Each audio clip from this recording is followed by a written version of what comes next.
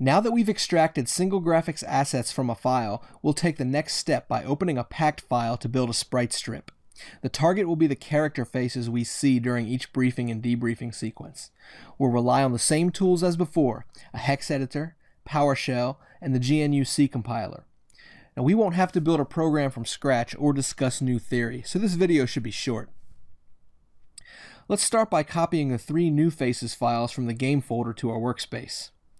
In the asset overview video, we guessed that these files were probably the face graphics due to the file names and the sizes. Let's jump to the game and take a closer look at the faces in the mission briefing.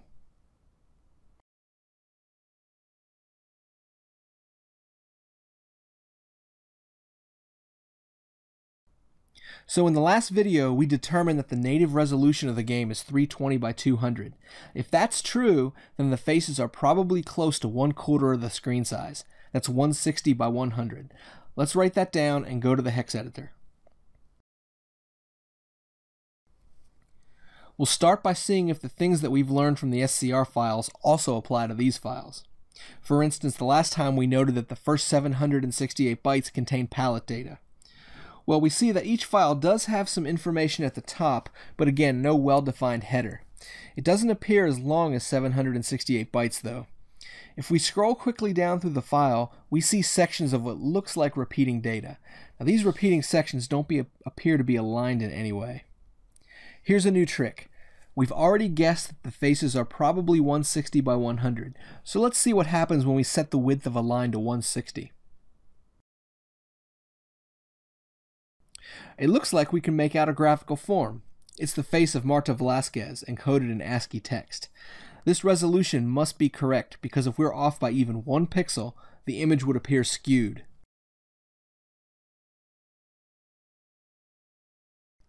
If we scroll down, we find more faces in the file. The second face is harder to see, but if we change the text character encoding of the hex editor from ANSI to DOS, we see even more shapes because this encoding has more visible glyphs in the lower byte values. The second face is the dispatcher from the mission briefings. Now as we scroll through the file, we see that each face has a nonsensical string separating each. Now, this string appears to be similar to the one at the top of the file before the first image. Now, even though we've noticed that this sequence isn't 768 bytes like in the SCR files, we can still see something interesting at the 768th byte, or the 300 hex boundary. A 3F hex character sequence. Now, in fact, this is true for the sequences that precede each image in the file. This 3F triple is very likely a delimiter at the 768 byte boundary, and therefore the bytes that accompany each image are likely its very own 256 color palette. Now our theory is that this file repeats the pattern we saw in the SCR files. That is a 768 byte palette followed by an image that is 16,000 bytes, except the face files append each of these images into a single file. Now if we're correct that each image contains 16,768 bytes, then we should be able to divide that value by the total file size and discover the number of images. If the value doesn't divide evenly, then that means that we're missing something and we need to account for it. We can see the first face file is smaller than the second two. When we divide by the suspected image size, we find that the file might contain 26 images. When we do this to the second file, we see that it might have 27 images packed, and the third is the same as the second. We now have a good idea how the faces files work, but how do we want to output the bitmap? Do we want many files, or do we want a single file with many faces? Now, technically all options work, but keeping everything in one file is a common choice. Many game engines allow us to import graphics strips, so that's what we'll aim for. Each image will be set side by side horizontally. We guess that the first faces file has 26 images, each 160 by 100. Therefore, the output bitmap will retain the 100 height, but will now be 160 times 26 wide. This gives us an image resolution of 4160 by 100. Now I'd like to mention that we could organize the output vertically, and I believe this is more simple to program, and it also retains a streaming byte order, while a horizontal organization forces us to do a few more calculations in order to correctly position pixels. The reason I'm sticking with the horizontal sprite strip is that it's the most common format. Game engines and image libraries are more likely to support the horizontal organization. When we import the sprite strips, we'll separate the images out anyway. Now we're ready to do some programming. Let's copy the make file we wrote last time and open it in Notepad++.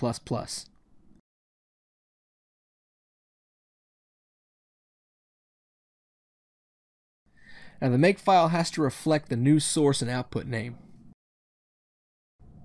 We'll open a new file and set the type to C and save it as our new source file name. Now we'll open the SCR file source that we made in the last video and set it aside so we can refer to it while we make the new file. I'll add appropriate comments at the top.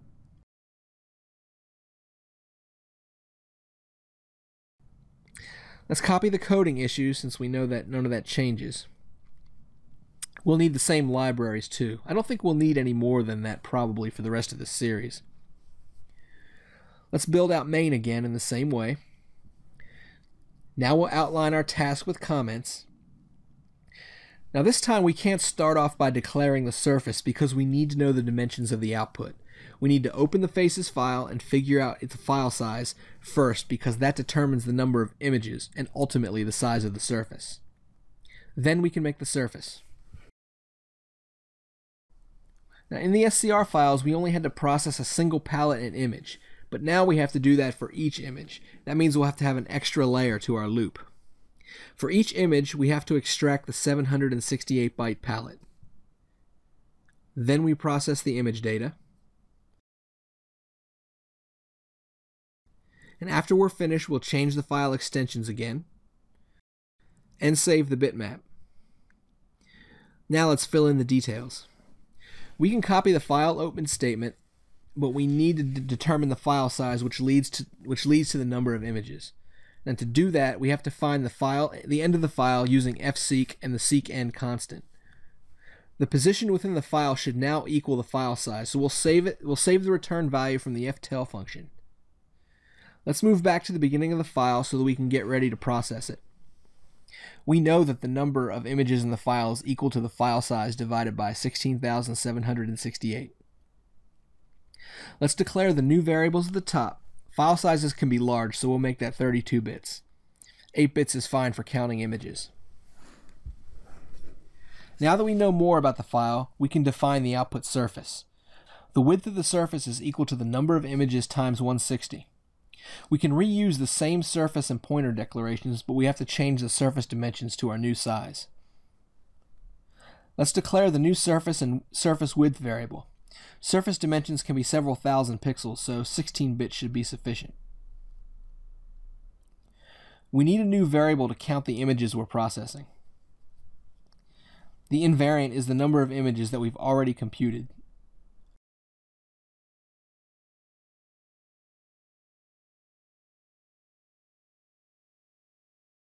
The new iterator is also 8 bits. Extracting each image palette is exactly like it was in the SCR files. We'll copy the code and the declarations. Now extracting the data is slightly different, but we can copy the code and make some changes.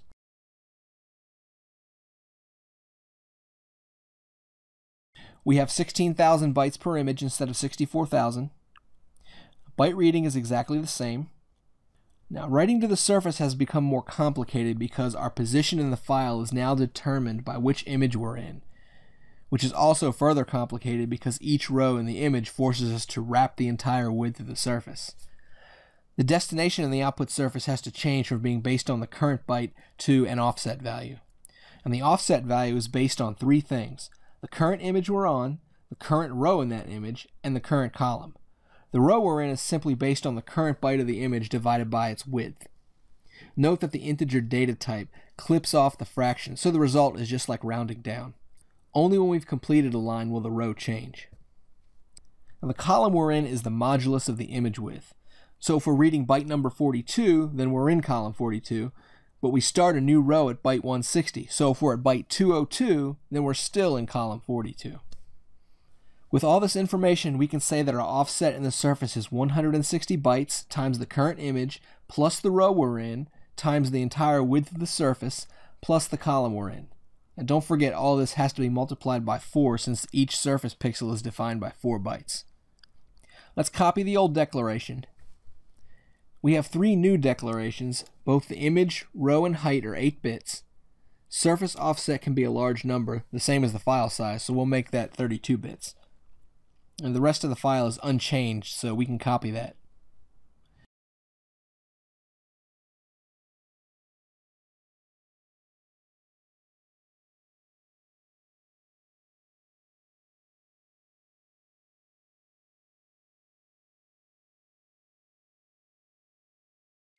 We're done with the old source, so let's close that. Now there's one more complication with the last part. Our new utility assumes unique file names and a 3-letter extension. But the first new faces file only has 2 letters, and all the files have the same name. Now we could make the program more robust by finding the period, counting letters, etc., but the simplest solution is just rename the file. Now we'll open PowerShell, rename that file, and test our program.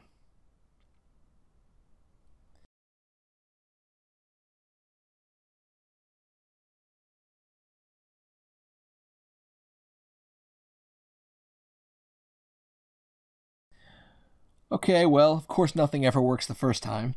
It drew the first face, which tells me the program more or less executed successfully. The issue must be with the counting of the faces.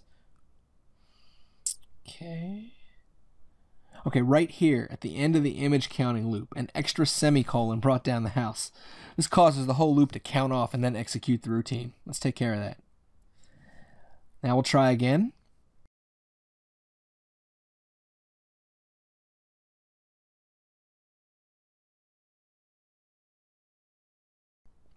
It looks good.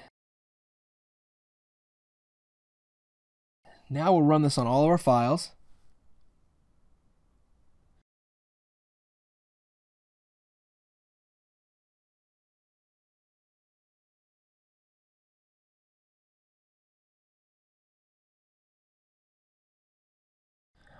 I'll add a note to the top of our program to remind us to rename the files by hand. And that's it. We've now made a program to extract multiple assets from a file and write them to a sprite strip. We'll continue on in the next video with extracting more graphics assets.